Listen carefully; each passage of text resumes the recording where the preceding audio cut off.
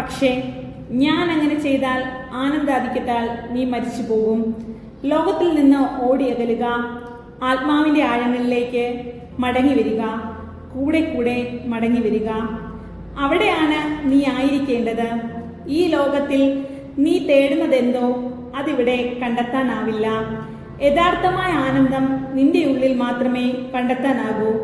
നീ എഴുതുന്നില്ലെങ്കിൽ എൻ്റെ വാക്കുകൾ എഴുതുന്നതിലാണ് നിന്റെ സന്തോഷമെന്ന് നീ എങ്ങനെ മനസ്സിലാക്കും?